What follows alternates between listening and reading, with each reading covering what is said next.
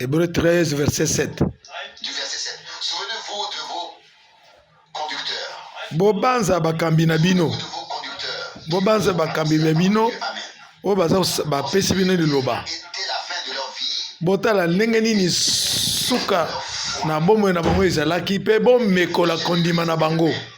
Yesu Kristo aza ndenge moko lelo lobi mpe seko na seko. Alléluia. Alléluia. Amen. Ne vous laissez pas entraîner par des doctrines diverses. Bomi tika te bokambama na mate ya bapaya. Que le cœur soit affaibli par la grâce. Parce que sengeli te miteme elenda na ngolu. Qui n'ont servi de rien à ceux qui s'y sont Na attachés. bokanga bileko esungi bato te na boye bakangami na yango. Nous avons un hôtel dont ceux qui font le service au tabernacle Tozali na etumbeli oyo bazosala mosala kati na ndako na Nzambe baza na etinga te balia. sacrificateurs pour le péché sont brûlés hors du corps. Oyo esengeli oyo bazokomema batumba yango libanda. Son propre sang a souffert. Or, Ndenge Yesu Kristo pe anyokomaki libanda na ekuke. sortons donc vers lui Tobima boye epai na ye dans son eau propre. tokota na pasi na ye na soni na ye. Ici, pas de cité permanente, mais nous cherchons Pamba cette te cité à venir. toza na esika ya malamu tao na Nous mokili. offrons sans cesse à Dieu un sacrifice de louange. Esengeli kobonzela Nzambe mbeka ya lukumu. Son nom. Amen. Amen. Levons-nous et prions encore. Tobondela. Père Céleste, nous te remercions pour Tata na biso ta grâce tozongiselo matondo que de ce que tu nous as apporté jusqu'ici à cet endroit. na ndenge omemi biso tikelo na esika oyo ya masanzoli. Seigneur, serve à notre bénédiction et à notre édification. Zala lipamboli na biso pe Merci de ce que tu molendisi na biso. aujourd'hui et le même éternellement, Seigneur. Te tondimi ete Yesu azali ndenge moko lelo mpe lobi libele na libela. Cela, Seigneur. Aide-nous, Seigneur. Sunga biso nkolo La bonne disposition pesa biso eyano malamu et devant ce que ta parole a à nous dire. Nous te remercions liboso na yo. ta grâce. Tozongisi matondo mpo na bosembo na mpe na ngolu na yo. Amen.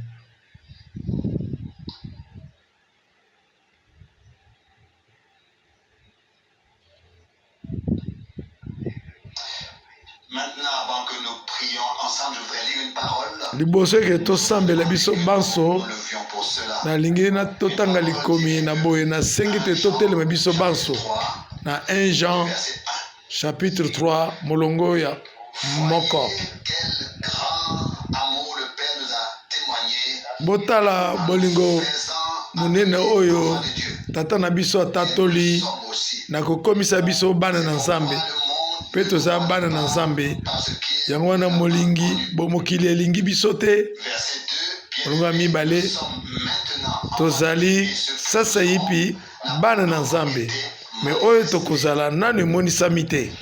nous savons cependant que lorsque Toyebi ete sasa yipi cette révélation ntango emoniseli oyo ekomonisama tokokokana na ye, nous le verrons pamba te qu'il est tokomona ye ndenge ye aza. toi et Molongo ya misato qui met cette espérance moto nyonso atie liki oyo kati na ye amipetola lokola ye moko azali peto. prions. Père Céleste, Tobondela. nation Tata na likolo tozongiselo matondo continue de nous avoir préservés. mpo na ntongo oyo Seigneur, de nous avoir ndenge obateli biso grâce de nous reunir ndenge osali biso ngolu au po Seigneur. tosangana na yo. Nous te remercions. Tozongiselo matondi Donner ta parole au Seigneur et na de ndenge opesi biso liloba na yo quelle manière, au Seigneur, tu na nous lolenge as rachetés, oyo osikoli biso délivrés et purifiés. okangoli biso opeteli biso Permettre d'être tes enfants par grâce au Seigneur. ete tozala bana na yo na ngolu na yo nkolo. Fais-nous donc grâce ce matin, Sala biso ngolu na ntongo au Seigneur, d'écouter ta parole. ya koyoka liloba na yo mpe ya koyamba yango. La grâce au Seigneur, Pese biso ngolu lèvres et la langue pakola minoko na biso mpe ndemu na biso par laquelle tu vas parler. Tu na nzela na yango oyo kolobela biso à tous soient touchés. mitema na biso etutana Porter l'honneur et la gloire. mpe nkembo Car tu mpe es lukumu ezala epai na yo. venu pour nous. Tu as tout accompli pour nous. Tu nous as rachetés et rachetés. okokisi nyonso mpona biso osikoli biso oyokali biso mawa. Amen. Matondo pe epai na nkolo batu bakomaka kaka sango ntango makambo esili koya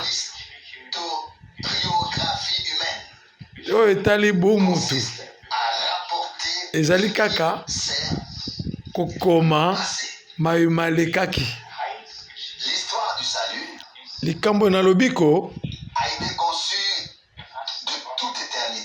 yango esalamaki na seko na seko pe bakomi yango na yambo bato na Nzambe bakomaki yango pe na sikisiki bakomi yango liboso oyo esengeli eya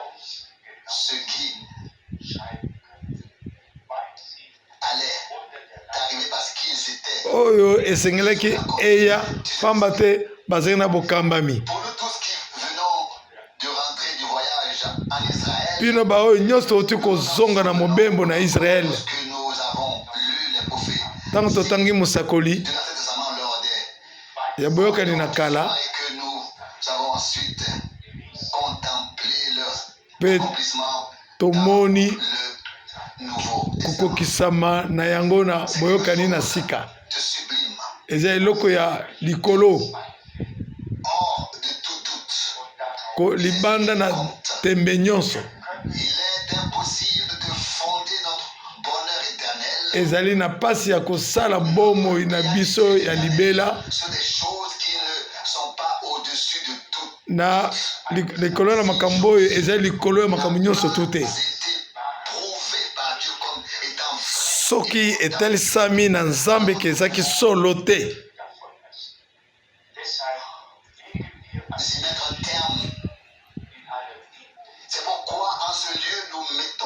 ndeti nango na esika oyo totiaka monoko na biso mpo na liloba na Nzambe na bosokemi nyonso na sérieux nyonso na oyo bato bazoloba te ou bien oyo bazolimbola te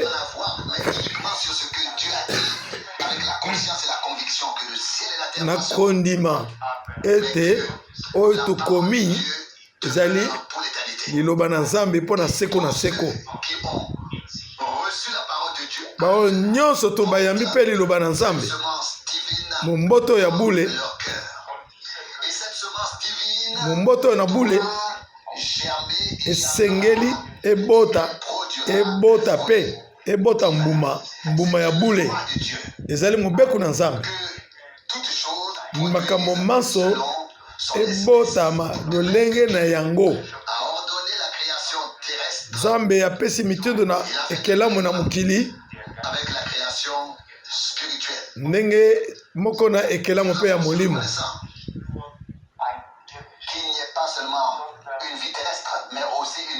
ezala bobele bomoi ya mokili te na bomoi ya Nzambe pe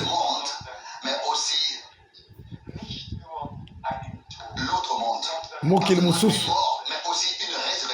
ezala mpe na lisekwa ezali loko ya motuya te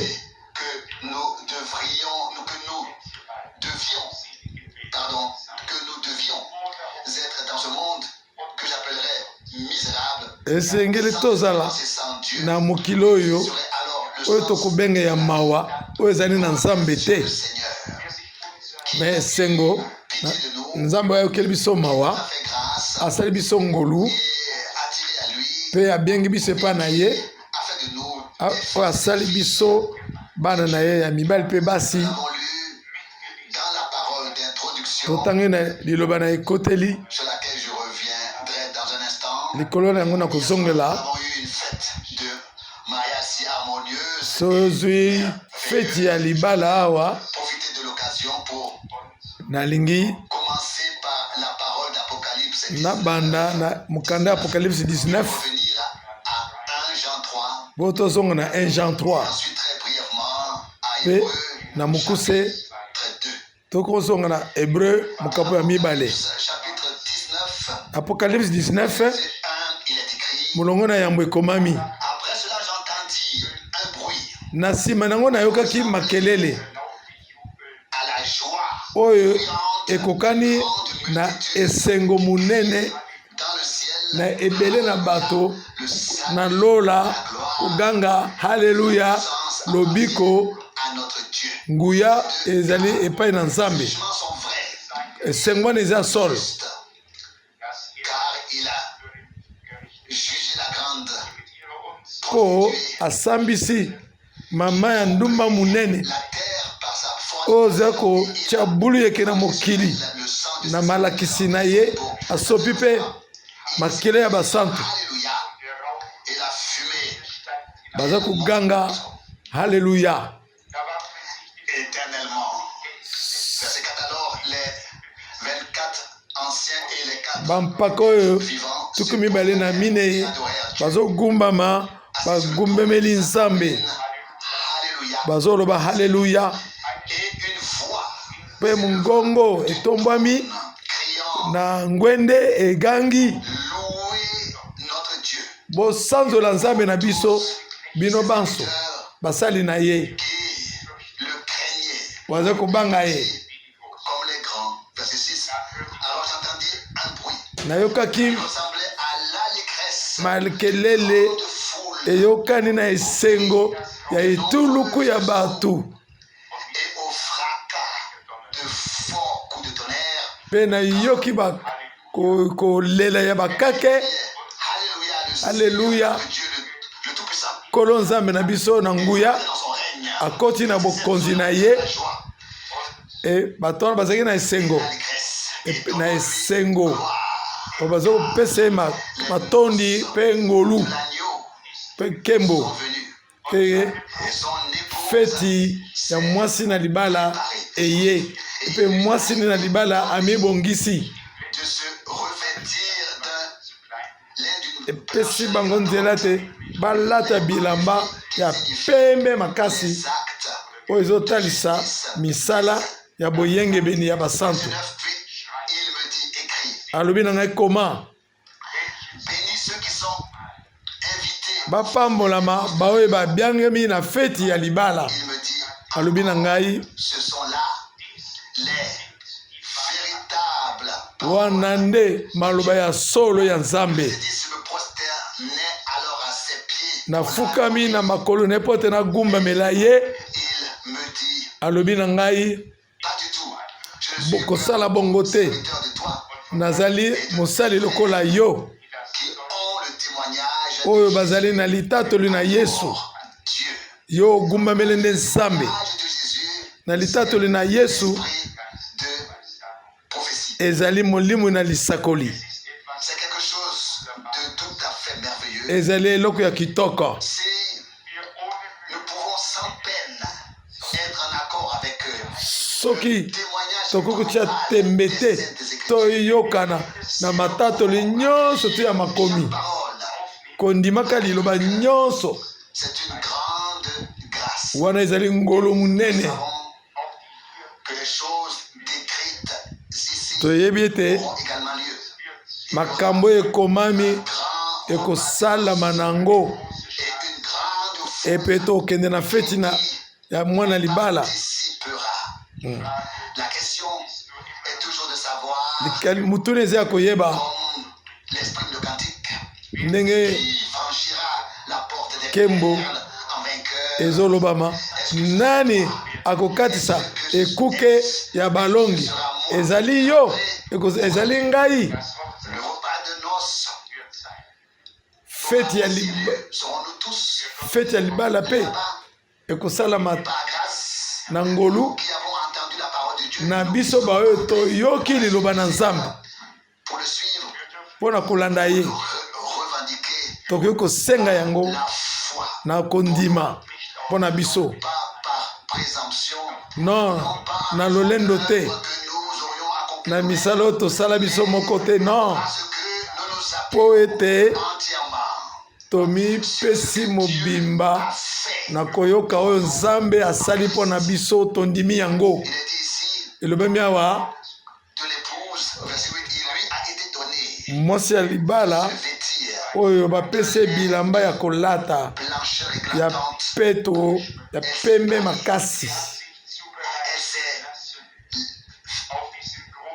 fait préparer pour ce grand et glorieux jour de noces. Ami bongisaki pona mukolo ya mululu munene ya libala. Et avec l'époux, Pena mobali âmes ya mitema na biso célébreront alors le repas de noces. toko kumisa toko sala yango na kembo feti ya libala. On fait tant de choses pour une telle occasion. Makambo ebele pona likambo oyo basalaka babongisi bamesa On veille à ce que tout se passe bien. basalaka te lolenge makambo nyonso eleka na bien ntango oza na kembo. Dans la gloire. Kasi na kembo ekozala ndenge nini soki na mokili babongisa bamesa lolenge boye na mabala. Dans l'évangile de Bongo na esango malamu ya Yohane elobami 3, je m'en vais. na Jean 14:3 balobi ke nakei kubongisa bino esika mpe na koizonga Afin que là, na bino vous, na lolenge ete bipai ngai na kozala bino mpe bokozala wana. l'exprime en ces termes.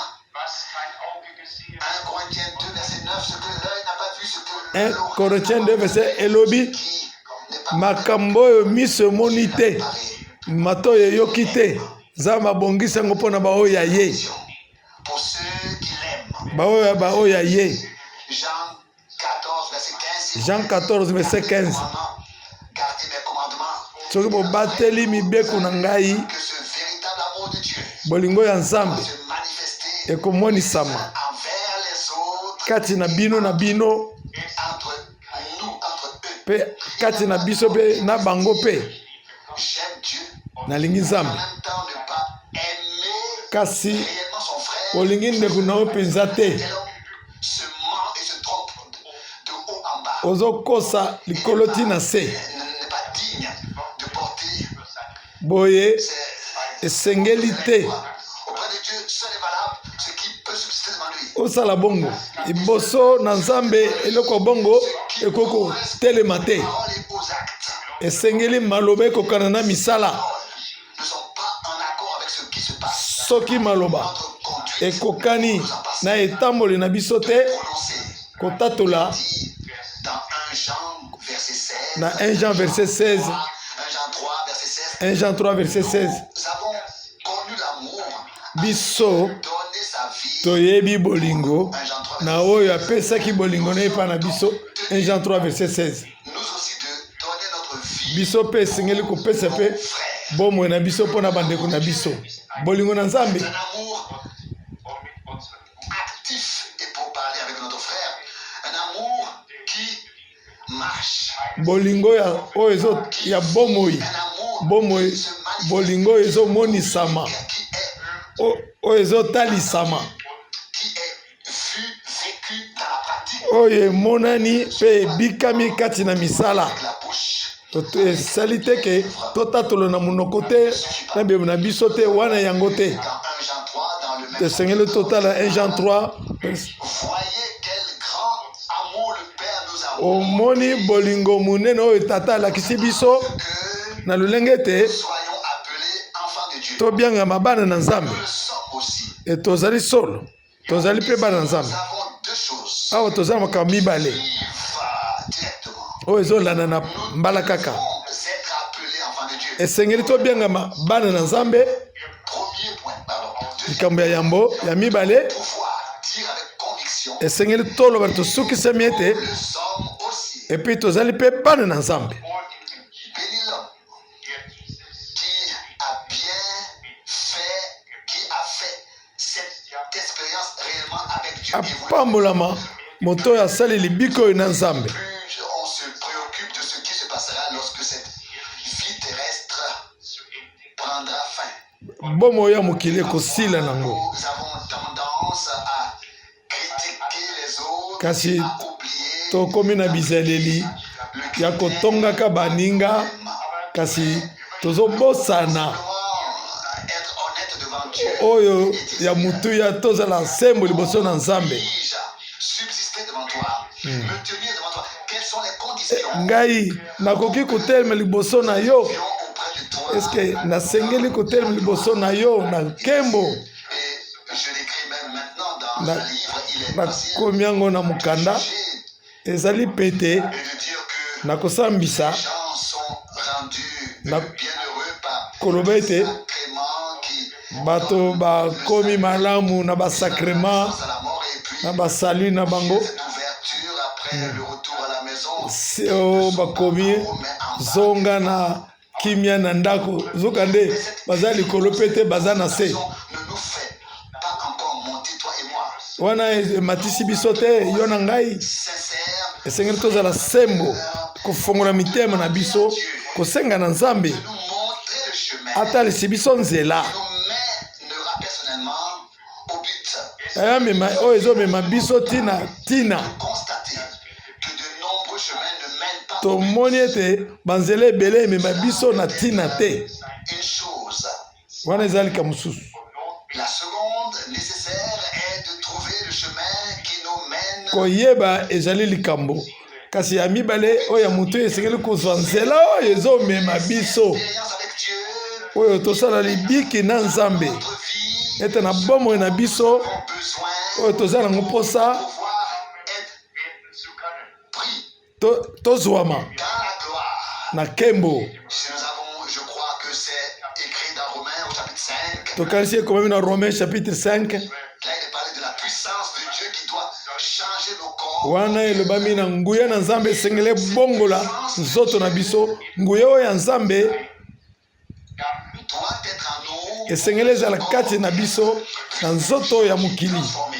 mpo te ebongwana Dans Romains chapitre 5, il est écrit na romain chapitre 5 na molongo ya minei Romains 5 au verset 4. molongo ya mitano La persévérance, la victoire dans l'épreuve et cette victoire. Elikia Verset 5, na molende persévérance kati na elonga à la déception ekokamba te na koyoka soni était répandue bolingo na nzambe esopami na mitema na biso et ça a été donné. oyo na bolingo esopami na mitema na biso na bolingo oyo epesana na biso Considérons cette parole avec attention. soki totali liloba wana na angele À chaque fois, esengeli tomituna nous dire la même chose.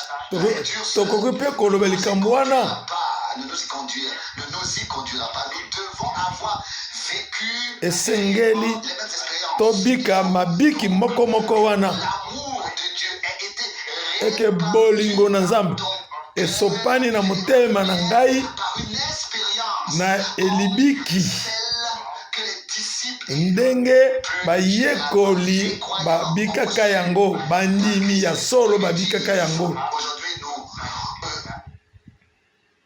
aujourd'hui Dieu merci nous avons lelo oyo christianisme Dieu merci et on dit automatiquement aux gens vous êtes convertis balobi kaka na bato ke bobongoli mitema bozali bandimi sommes-nous croyants avons-nous le Saint-Esprit est-ce que toza bandimi ya solo toza na molimo mosantu dit que tout cela est là tokoloba ete nyonso wana eza wana le cas non ezali il est toutefois souhaitable que ce soit le cas eza na posa toloba bongo ke ezala bongo cela se produisait mais soki yango mpe esalami remarquerions tokomona yango tokomona yango bien dans le christianisme primitif na eklesi na ebandeli c'est qu'il ne se contentait pas de parler de telles expériences bazalaki kosepela koloba kaka ntina ya mabika oyo eboyi te qu'il prouvait kasi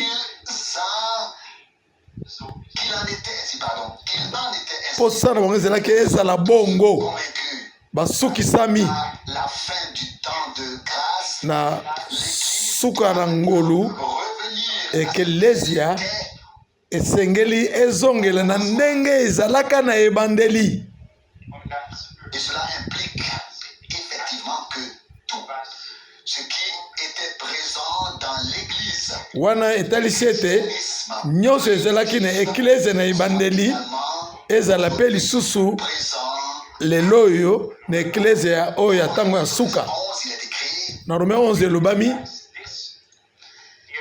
verset 11 Romains 8 et romain 8 11 celui qui a ressuscité Jésus soki oyo molimo esekwisaki yesu kristo kati na bawe les morts afandi kati na bino bakufi aussi la vie à vos akozongisa mpe na nzoto na bino ya bokufi son esprit akozongisa yango habite en vous bomoi na molimo efandi kati na bino. Ces jours-ci, nous entendons tant parler du retour du Seigneur, Mikolo tosoyoka bozongi na nkolo de l'enlèvement, na kunetwama rencontre avec lui dans les airs, bokutani na ye na mipepe et puis bien sûr du Pe- repas de noces. na feti ya Nous libala nous réjouissons. tozosepela. Mais ensuite Kasi vient aussi une profonde tristesse. mawa ezoya La question ekangami na mutuna oyo sera réellement présent. nani akozala mpenza kuna. Dit au verset 11, si Non. l'Esprit balobi soki molimo qui a ressuscité, oyo esekwisaki yesu kristo na bakufi, donc, c'est-à-dire que si le même Esprit, soki molimo moko wana Dieu habite en nous, ya nzambe wana efandi kati na biso, qui a ressuscité, ye nde moto asekwisaki yesu na bawe, alors aussi la vie, akopesa mpe bomoi na nzoto ya biso akufa son esprit qui na molimo na ye habite. oyo ezofanda kati na biso. Nous devons Et avoir pleinement compris cela. esengeli tososola yango mpenza, Nous devons nous efforcer. esengeli tosala makasi Effectivement, po te la condition nécessaire à la lisengami ya solosolo ya mbongwana consiste oyo la puissance ete nguya le Saint-Esprit lui molimo santu ye moko fait dans les croyants asala kati na mondimi, non pas comme, afanda pas comme une pensée. lokola elikanisi te, me ezala bosolo kati na mondimi. Il ne nous transformera certainement pas. Non, le même esprit, Molimo, la même puissance de Dieu. molimo moko nguya na nzambe oyo ebimisaki yesu na bawe, Puissance, la puissance de Dieu qui pouvait rendre immortel. nguya na nzambe oyo eke kozongisa nzoto bakufi epesi yango bomoi. Et nous savons bien, Toyebi malamu il y a eu la résurrection le troisième jour, liseko esalamaki mokolo ya misato, l'ascension, konetwama montée au ciel. komata esalamaki, molimo moko Même puissance de puis Dieu doit nguya moko moko wana esengeli efanda kati na biso rendu vivant mpo ekomisa biso bomoi par cela, par cet esprit. na nzela ya molimo mosantu ya nguya wana. Parfois, je ne veux pas être là quand la déception se fera. nalingi nanga kozala wana te ntango ebele bakozala na soni, Des personnes qui pensaient bao bazokanisa ete là, présents et qui resteront en arrière. o bakozala Ils ne wana. sont pas déçus ce jour-là. banon croyant bakoyoka soni te, bao bandimaka te bayoka soni te. Je préfère descendre. Tous mes amis, ils sont déjà et ainsi de suite. nalingi nakende En effet, baninga na ngai basi bakei on dit des choses qui font mal. koloba makambo esalaka pasi, On n'y peut rien. toza likambo, toza na likambo te. Chez les athées, koyokisama soni ekozala na baoyo bandimaka nzambe te, ils n'attendent pas. Ils n'ont bango bazozela yango te, pas même pas à une fille. bango bandimaka kutu te na bomoi nsima na liwa. Il y avoir de déception, ils seront certes Bango dans de leur koyokisama soni ekozala, déception. me kozokema soni ekozala te, Comme notre Seigneur l'a dit ekozala mpona baoyo dans la parole ndenge nkolo na biso alobi na litatoli ya Matthieu 25, na lisese ya Matthieu 25, le royaume des cieux sera semblable bokonzi na nzambe ezali lokola baseka zomi. fait référence à tous les croyants Wana ezotalisa bandimi nyonso tu baza na mokili. qui passent exactement par le milieu. 5 étaient sages et 5 étaient Donc batalisa yango mitano bazaki ya mayele, mitano bazaki ya liboma. la moitié. Donc Il sera ainsi ekozala bongo lors du retour. na bozongi na nkolo. Et la parole est également en rapport avec les noces. Liloba ezali en rapport na nos. Nous lisons ces tristes paroles. Et la porte fut fermée. Maloba oyo ya mawa Cela signifie ekuke ekangamaki. verset 3 Elobi boyo na molongo ya misato na Matthieu 25 au verset 5. verset 5, Pour lokola mobali ils furent azalaki kuumela na kozonga, verset 6. bango balembaka na bango. Un cri retentit. Kasi na minui mungongo egangaki, mobali ye wana Recevoir. Verset 7. Alors, baseka oyo balongwaki na pongi basengi bato abwanya bopesa biso bawili na bino mafuta na bino pamba te mine na biso ekufi balobi neke ekozala ekoka te mpo na biso bokende mpe koluka yango bokende koluka yango kolongo na zomi epe bakendeki mpo na kosomba mafuta mpe mobali aye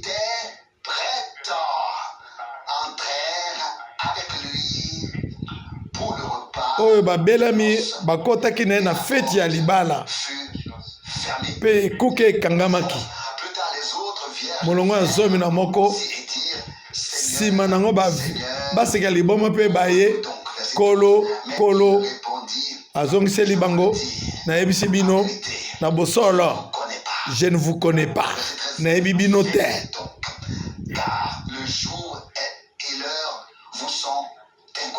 po mokolo mpe na ngonga boyebi yango te oyo toti kotanga balingami kala mingi te ekokokisama ekozala nsima na biso kala mingi te maloba oyo toti kotanga kolo abelemi ekozala na mwa ngonga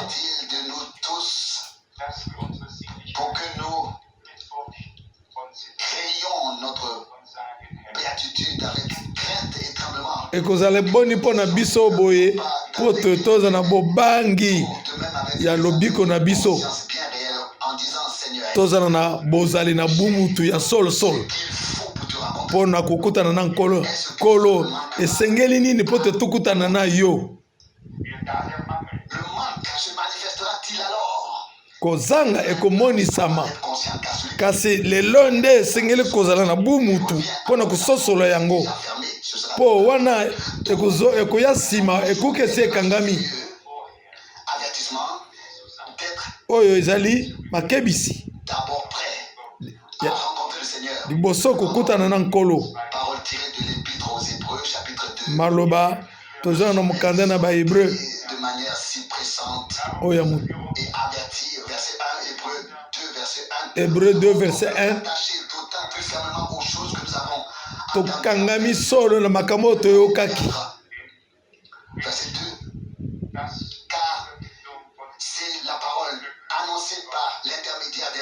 ezali liloba oyo esakolami na nzela ya baangelu ekoki kobebisama te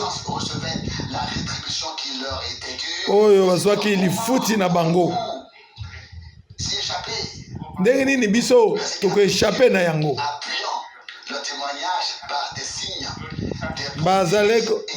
baza kotatula liloba yango eza kobila bango na bikamuseli eza na misala ya Molimo Nsantu ndenge esengeli te akabola yango na bato kolanisa mokano na ye soki biso totika te na lobiko ya monene boye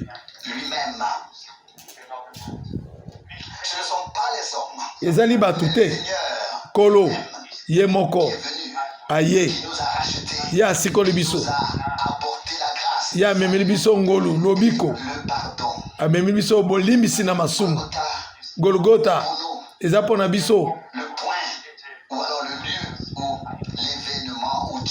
oyo ya motuya ya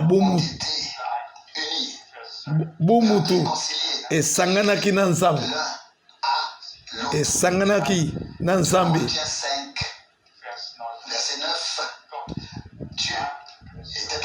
nzambe aza kati ya Kristo ayokanaki na mokili na ye mei awa ezali likambo ya kotatola yango bamosusu balobi nani akomi baepitre oyo mikanda oyo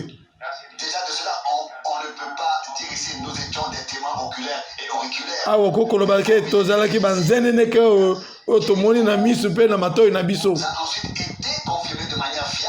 oyo etatolami na bazeneneke oyo bayokaki na matoi ont été écrites par un homme bakomaki yango na mutu informé oyo abayebisaki ye et auriculaire. na bato oyo bazalaki banzeneneke ya matoi mpe na miso Tous les apôtres, il y en avait un. na bantoma nyonso Le judaïsme, moko moto atikalaki la parole de Dieu, liloba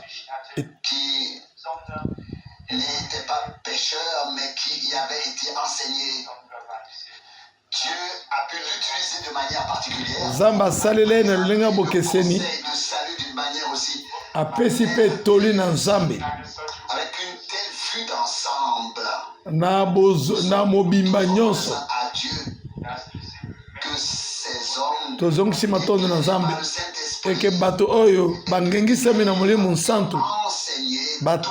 batangisaki Nous devions oyo savoir biso esengeli toyeba les contextes, les rapports que na nous lolenge na yango esengeli biso tozwa yango mpe reproduit ici de manière uniforme et nde harmonieuse. balakisi yango kitoko na yango Pour tous les hommes qui se tiennent,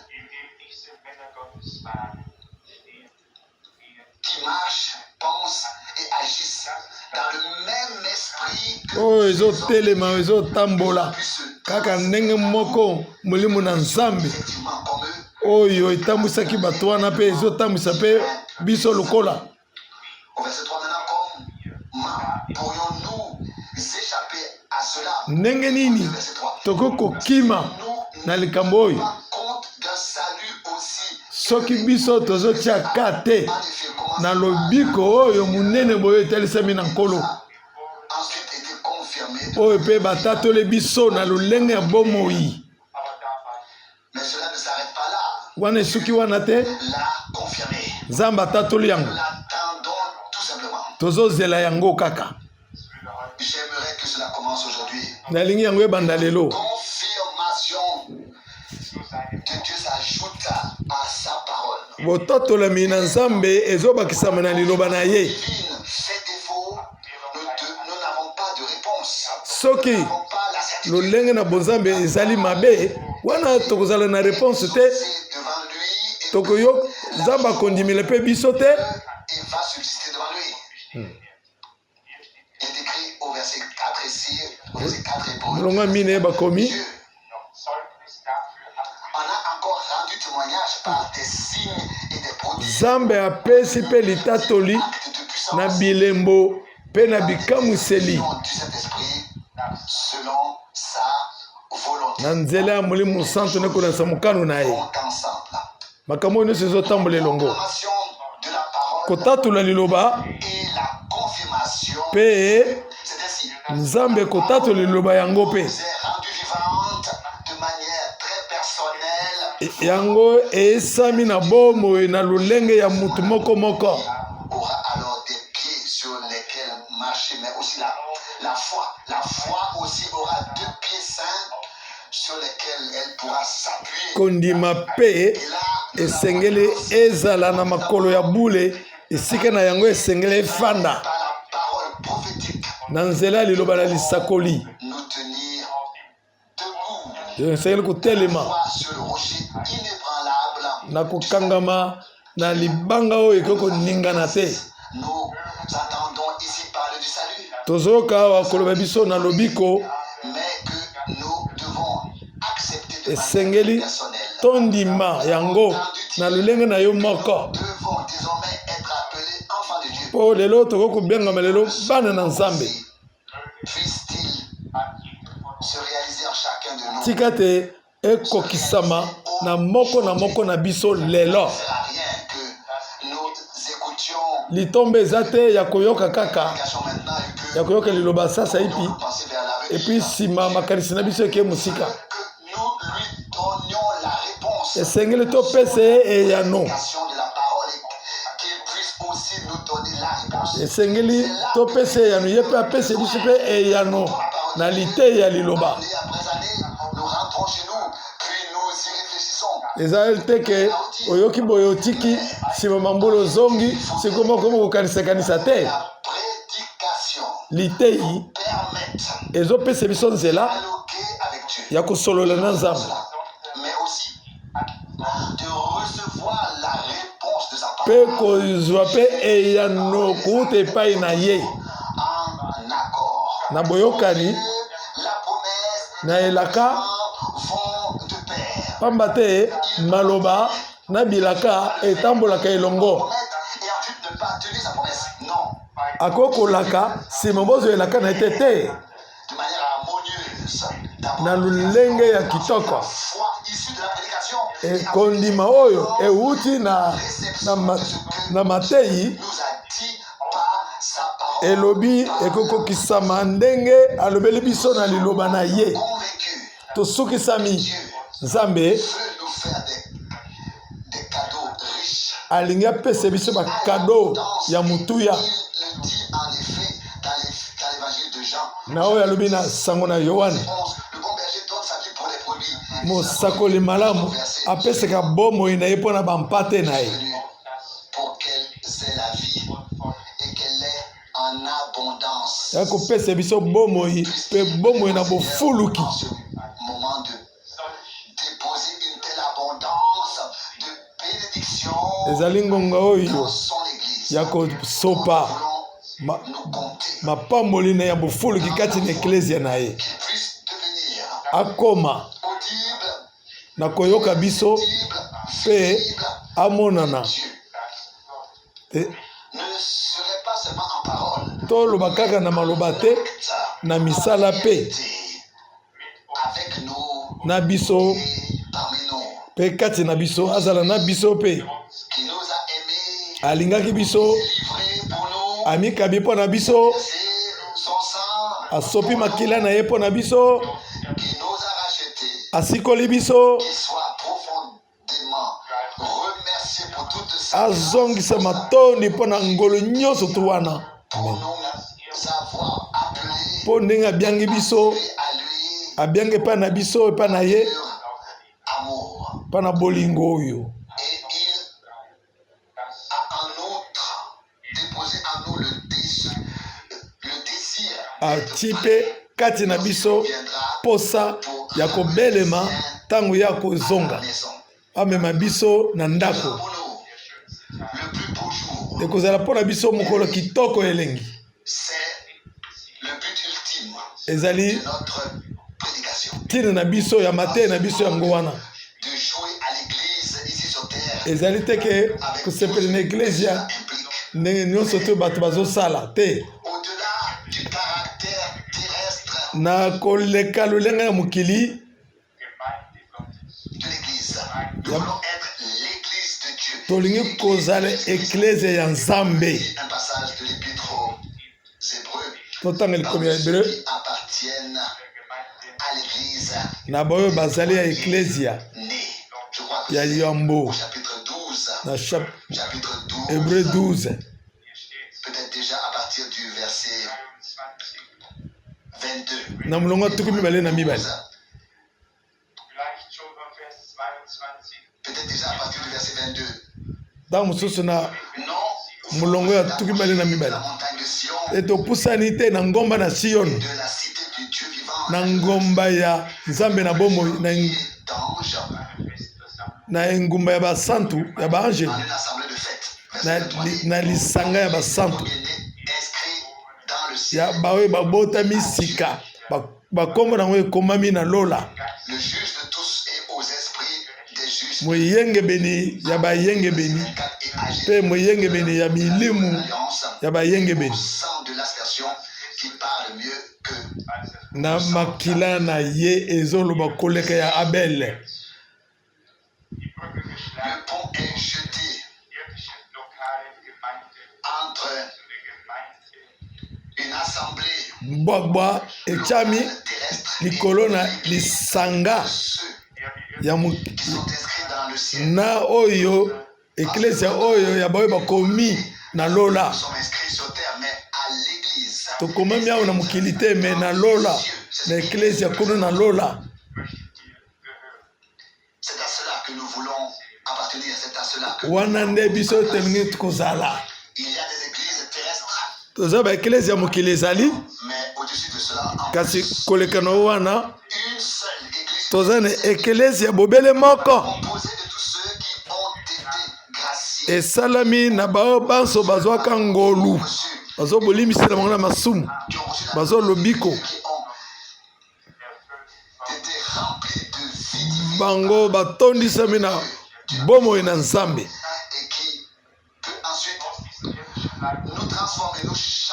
eyo yokoki kobongola biso libanda na nzoto oyo bobelema mpona kotema liboso na ye mpe kokota na nkembo na ye. Nzambe apesi biso banso makoki ya kozala mokolo wana amen na feti ya libala eza na ye ye moto abandaki amen ye nde moto akosukisa ye nde tolingi kobonzela matondi na biso iyo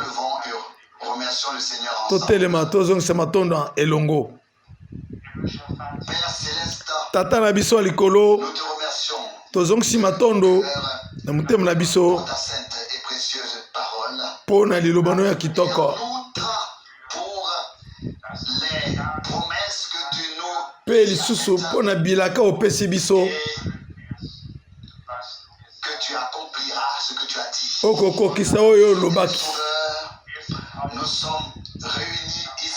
Mobikisi na biso tosangani awa liboso na yo mpo toyoki liloba na yo mangonga moke nyonso wana ekoleka ekozala bebele masolo o nkolo na biso sembo.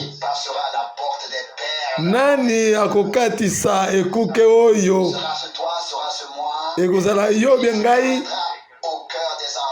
yo oyo akokota na mitema ya baanzelu ntango etuluko na bato oyo bakoyemba na ngembo na kiti na ngwende o nkolo sunga biso yoke biso mawa limbisa petula biso bulisa biso tondisa biso na nguya Nzambe na sembo batela biso na koyokisa masoni oyo ya munene batela biso na pesa biso ngolu na yo tozwa oyo nyonso oza nango mposa mpo te totelema liboso na yo kolo sembo tika makileno ya bule molimo na mosantu na liloba no ya bule ezala mosala kati na biso mpo te tozanga eloko te ntango na ntongo wana oyo koya ekembo kolo toza na posa ete molimo na yo epese biso bomoi biso banso tika te liloba na yo esala mosala kati na biso na lolenge ete moto azonga ndenge ayaki te tobambola liloba na yo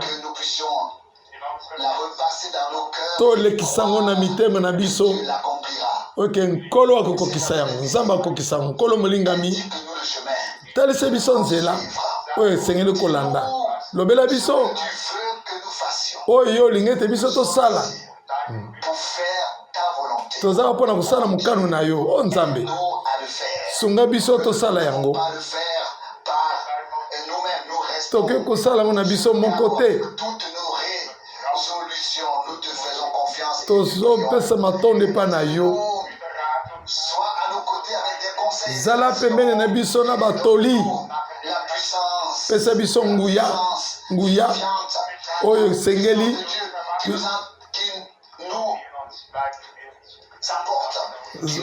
nguya na Nzambe emema biso ebongola biso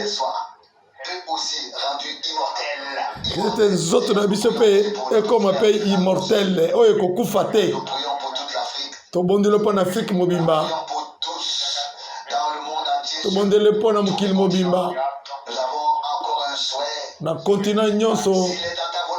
Soki eza mokano na yo, pese biso ngolu na yo, sango na yo ya seko na seko eteyama na mabota manso. ndenge moko lobi 14 pour qu'il soit na un Matthieu 24 témoignage bongo ezala litatoli na pour yo le peuple. Accorde-nous pesa biso yango participer par grâce. na toluka na ngolu na yo Seigneur, kolo nous voulons offrir comme il se doit avec fidélité et ese foi. tolingi komipesa ndenge esengeli na bosembo nyonso Pardon de réconciliation. bolimbisi ya boyokani Et nous te prions. tobondeli yo Ouvre les cœurs fongola mitema qu'ils puissent le recevoir dans la foi. toyamba yango na kati ya Y kondima avoir part et être sauvé. tobikisama toza Dieu véritable. nzambe ya solo tolobi no matondo na motema mobimba Par Jésus-Christ. na nzela ya yesu Notre kristo Seigneur. nkolo na biso Amen. amen.